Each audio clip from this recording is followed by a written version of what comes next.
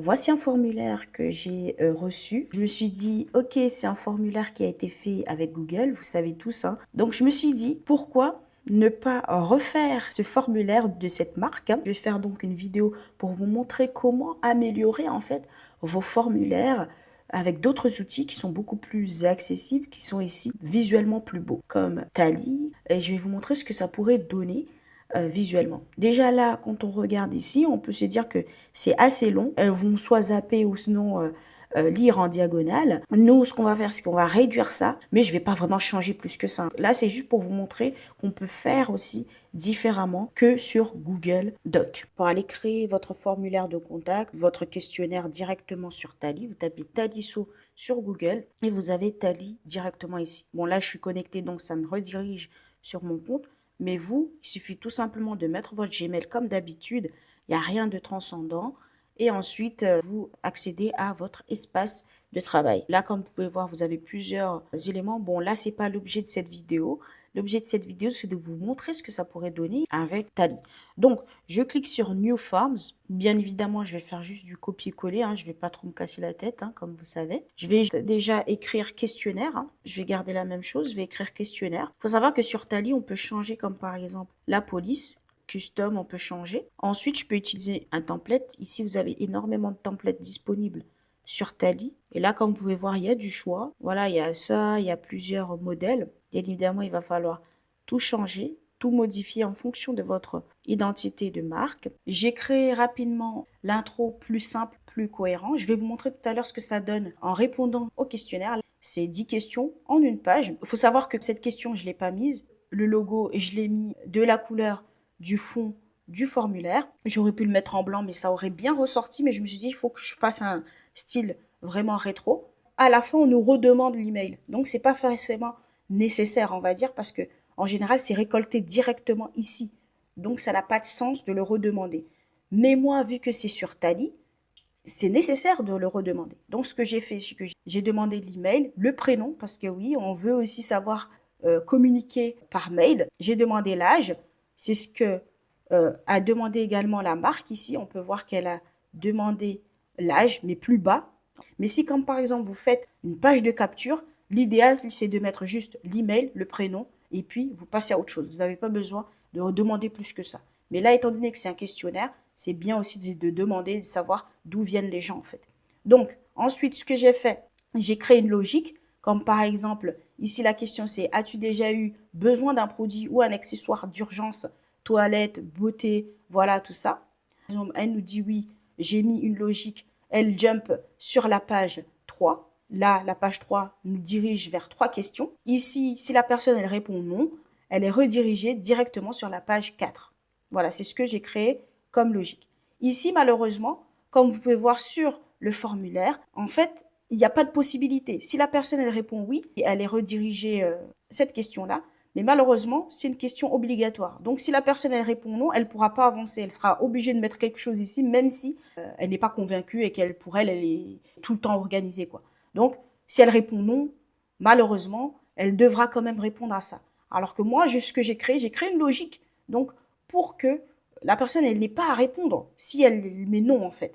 Donc, si elle met non, elle est redirigée donc à la question 4, qui est: est-ce que tu serais quand même intéressé par quelque chose de nouveau pour pouvoir, comme par exemple, avoir tout au bon moment. Donc là, on veut quand même induire la personne à répondre à quelque chose pour savoir si elle serait quand même intéressée par quelque chose, si demain, ça lui arrive de ne pas avoir du temps. Parce que oui, même si elle est organisée, elle peut avoir aussi ce besoin un jour. Donc, c'est nécessaire de créer une logique, en fait.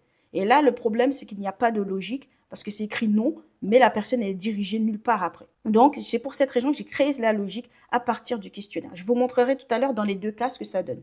Donc, si la personne elle répond oui, donc elle atterrit sur la question 3, comme je vous ai dit plus tôt. La personne, elle aura juste à taper les 3 produits. On peut proposer une liste déroulante, mais étant donné que je vais proposer ici, ça ne sert à rien de mettre beaucoup de listes déroulantes. Donc, j'ai créé ici une liste déroulante pour que la personne, elle ait à sélectionner. Alors qu'ici, comme vous pouvez voir, on a mis juste sous forme de liste. Donc, ça fait plus long, ça prend de la place. Alors qu'ici, la personne aura juste à sélectionner, un peu comme si elle sélectionne un produit sur Internet. Oui, les gens n'ont plus le temps en fait. Donc, plus les réponses sont là, plus les gens passent à autre chose. J'ai fait également sous forme de liste déroulante, comme vous pouvez voir ici. Là, comme vous pouvez voir les choix multiples. C'est pas un problème, mais comme je vous ai dit, j'ai préféré faire comme ça.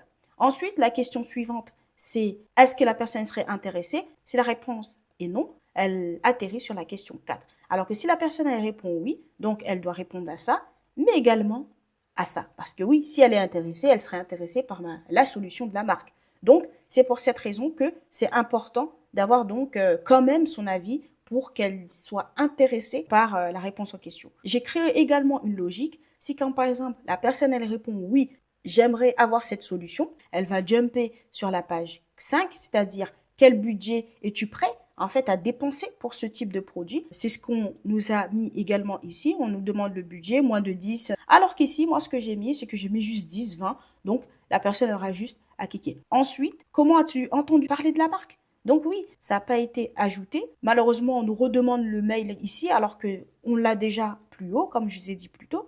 On nous redemande une suggestion, des questions. Mais vu qu'on ne connaît pas la marque, c'est pour des prospects, donc des personnes qui seraient peut-être susceptibles d'être intéressées par la marque. Donc, l'idéal, c'est de savoir comment vous nous avez connu, ou sinon, ça se peut que la marque n'existe pas, je ne sais pas. Mais moi, j'ai juste répondu, je ne me suis pas cassé la tête. Mais si, comme par exemple, la marque, elle existe déjà, bah, c'est important de parler des réseaux sociaux. Comment vous nous avez connus, donc on peut savoir comment communiquer, peut-être privilégier tel ou tel réseau social. Donc, c'est important de savoir ça. Ensuite, j'ai créé également une logique dans les deux dernières questions. Là, comme vous pouvez voir, ça jump. Elle devra remplir ces éléments-là pour pouvoir passer à l'étape de fin, le remerciement. Donc, je vais vous montrer concrètement ce que ça donne. Je vais sur Preview. Comme vous pouvez voir, il y a plusieurs étapes. Donc, il y a 5 étapes. Donc, la personne, elle sait plus ou moins qu'elle aura juste 5 questions directement. Alors que ici, oui, on est sur la page 1, c'est très bien aussi. Mais je trouve que c'est intéressant aussi de créer ce petit mouvement-là en ayant plusieurs étapes. Et donc, la personne aura l'impression de ne pas avoir beaucoup à remplir. Je vais remplir avec vous. Je vais mettre sur les deux réponses si la personne, elle répond oui et si la personne, elle répond non. Le la 10, comme par exemple, @gmail.com. Je mets n'importe quoi. Là, c'est vraiment pour vous montrer. Alors, Lola, elle a entre 18 et 30 ans. Et on va mettre Paris. On va sur suivant. On atterrit sur la question numéro 2. Et donc, c'est pour cette raison que je n'ai pas mis le chiffre aussi. Vous voyez, quand on met 2, ben, la personne elle dit, bon, ben, j'ai l'impression j'ai encore 5 à répondre. C'est bien aussi de juste mettre la question et d'aller à l'essentiel. La question, c'est, as-tu besoin d'un produit? Je vais mettre oui pour que vous puissiez voir ce que ça donne. Donc, on atterrit sur cette question-là, comme je vous ai dit. Dis-nous 3 d'entre elles. En gros, la personne, elle peut mettre crème solaire. J'avais déjà testé, donc je vous mets ça. Ensuite, où est-ce que cela t'arrive? On peut mettre comme par exemple Airbnb. Où est-ce que tu peux trouver ta solution? On peut mettre boutique spécialisée, voilà, on met n'importe quoi. Donc, comme je vous ai dit, on reste sur oui. Ici, comme je l'ai dit, ça redirige sur la question suivante qui est le budget. Comme je vous ai dit, j'ai mis juste 10, 20, 30. Hein. Et ensuite, on nous demande comment as-tu entendu parler de RH? Donc là, je vais choisir Instagram et je vais envoyer. Donc, ça nous redirige directement vers la fin. Bon, ça, j'aurais pu même ne pas le mettre. Maintenant, je vais faire lorsque la personne elle répond non pour que vous puissiez voir ce que ça donne. Donc, je reviens ici, je vais sur Preview. Je vais mettre mireille206@gmail.com. Mireille entre 30 et 40 ans. On pourrait mettre qu'elle habite à Strasbourg et ensuite on met envoyer. La personne, elle n'a pas besoin donc d'un produit ou d'un accessoire hors de chez elle, donc on va mettre non, ce qui est très peu probable, mais bon. Je pense que même cette question, elle ne devrait même pas exister parce qu'en général, on a toujours besoin de quelque chose, mais bon. Je reprends ce que la marque a voulu mettre en avant, donc je mets non. Comme vous avez pu le voir, on a sauté l'étape de oui, lequel. Vous voyez les 3 questions là qu'il y avait en amont. On a sauté automatiquement cette question-là où on nous demande quel produit ou à quel moment. On a atterri directement si est-ce que vous serez quand même intéressé. Comme je vous ai dit, je vais partir sur le non jusqu'au bout. Ensuite, comme je vous ai dit, on m'a pas demandé de budget, on m'a rien demandé. On m'a demandé ensuite comment as-tu entendu parler de RH. Donc je pourrais mettre comme par exemple YouTube, recherche Google comme par exemple et mettre sur envoyer. Vous voyez comment c'était plus simple si la personne elle met non en fait. Mais malgré qu'elle met non, on a quand même son mail. Et c'est ça qui est intéressant dans ce type de logique. Ici, la personne elle devra répondre oui. Parce que si elle répond non, ben, en fait, elle n'a pas d'autre option en fait. J'ai enlevé cette partie parce que ce n'était pas nécessaire.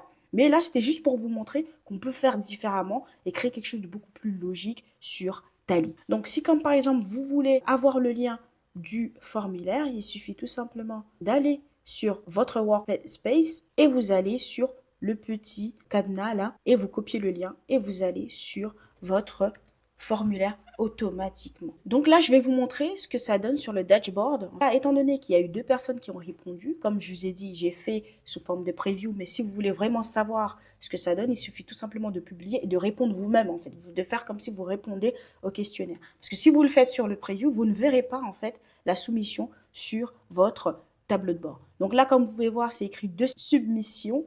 Donc je vais cliquer là-dessus. OK.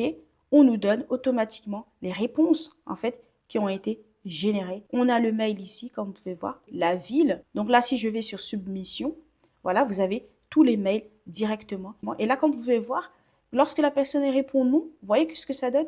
Donc la réponse n'a pas été répondue, celle-ci non plus, celle-ci non plus, celle-ci non plus, celle-ci non plus, celle-ci non plus. Mais au moins, on a comment elle a entendu parler de RH. Donc là, c'est intéressant de voir que vous avez toutes les infos de vos prospects sur une seule plateforme. Vous pouvez donc partager, vous montrerai dans une prochaine vidéo comment l'intégrer, ce formulaire, sur votre site internet pour que vous ayez récolté un maximum d'informations de vos prospects. Si vous voulez, comme par exemple, également enlever la barre, comme je vous ai montré plus tôt, puis d'aller sur Settings.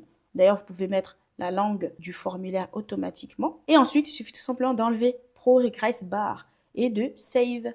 Et là, vous pouvez voir qu'il n'y aura plus la barre. Vous voyez, là, elle n'y est plus. Donc, tout est parfait, vous avez tout ce qu'il vous faut. Mais c'est en fonction de ce que vous souhaitez, bien sûr. Donc là, si vous voulez enlever le branding, vous pouvez enlever. Bon, là, je pense que ce n'est pas forcément nécessaire. Vous pouvez également fermer le formulaire. Si comme par exemple, vous avez déjà récolté assez de personnes, vous pouvez mettre close et vous mettez votre message en question pour clôturer en fait le questionnaire. Ça dépendra si comme par exemple vous faites un avant-première et que comme par exemple c'est que 10 jours, collecter énormément d'emails, vous pouvez le faire comme ça. Ou sinon faire une offre spécifique, donc vous pouvez également le clôturer. Donc là c'est intéressant de voir qu'avec Tally on peut faire énormément de choses. Vous pouvez également intégrer Make Google Sheet, vous pouvez automatiser. Si vous voulez que je vous montre comment intégrer Zapier sur Tally, dites-le moi, je vous mettrai la vidéo. Et d'ailleurs, je voulais faire aussi une vidéo sur Make où je vous montre comment créer en gros une automatisation à partir de Tally et renvoyer sur un transfert sur votre CRM comme par exemple Brevo, MailerLite, Mailchimp. Ça peut être intéressant également d'intégrer Google Analytics, mais comme je vous ai dit plus tôt, ici, vous avez toutes les infos, donc je ne vois pas vraiment l'intérêt. Vous avez tout, combien de personnes ont répondu, le nombre, la ville également, mais bon, là, je ne vais pas vous montrer parce que ça va montrer ma ville personnelle. Mais là, vous pouvez voir déjà que avec ça, voilà, on peut récolter énormément d'informations. Vous n'avez presque même pas besoin de mettre de Google Analytics ou quoi que ce soit. Vous pouvez également rajouter Google Drive, comme par exemple vous faire un PDF automatisé de toutes ces infos. Et donc, si vous voulez, comme par exemple, présenter pour une boîte tout ce que vous avez récolté et mettre automatiquement sur Drive. Vous pouvez intégrer énormément d'outils supplémentaires, Dropbox, Mailchimp, etc. Vous pouvez faire d'ailleurs un système comme par exemple, la personne elle répond à la question, elle reçoit un guide gratuit, 10% de réduction. Donc, vous pouvez comme par exemple mettre un PDF sur Dropbox et renvoyer directement sur Dropbox ou sinon sur Google Drive. On a tellement de possibilités aujourd'hui que vous ne pouvez pas dire que vous n'avez pas assez de fonctionnalités sur Tally. Donc, par rapport à Google Doc, je trouve que vraiment, s'il n'y a pas photo, ça change en fait de ce qu'on voit, en tout cas sur Google Doc. Forcément, c'est peut-être pas esthétique de fou, mais là, c'est pour montrer que, voilà, là, on met rush, on est dans le rush, ça va vite, mais on est quand même love malgré qu'on est occupé, qu'on a des choses à faire, en fait, de notre quotidien. Donc là, j'ai créé une bannière, j'ai créé quelque chose qui a du sens. Après, vous me direz en commentaire, vous aurez peut-être vu autre chose, mais comme j'ai dit, je l'ai fait en mode express pour que vous puissiez voir, en fait, un peu concrètement ce que ça donne. Mais l'objectif ici, c'était de vous montrer, en fait, ce que ça donne Tally, en fait, que vous pourriez faire avec Tally. D'ailleurs, là, c'est juste un aperçu, hein, mais vous pouvez faire énormément de choses sur Tally, alors que c'est un outil totalement gratuit. Même si c'est écrit Tally ici, sincèrement, c'est propre, quoi. Et c'est même pas moche, en fait. Ça se marie très bien avec le formulaire. Donc, n'hésitez pas à vous inscrire sur Tally. Et si vous avez aimé cette vidéo, n'hésitez pas à liker, à partager et surtout à vous abonner. Et si vous voulez que je vous accompagne sur la réalisation de pages de votre site web ou de tout ce qui est formulaire, formulaire de contact, faire vos CRM, créer des automatisations simples sur votre site, n'hésitez pas à me contacter. Je vous laisse tous les liens en dessous de cette vidéo. À bientôt Assalamu alaikum wa rahmatullahi ta'ala wa barakatuh.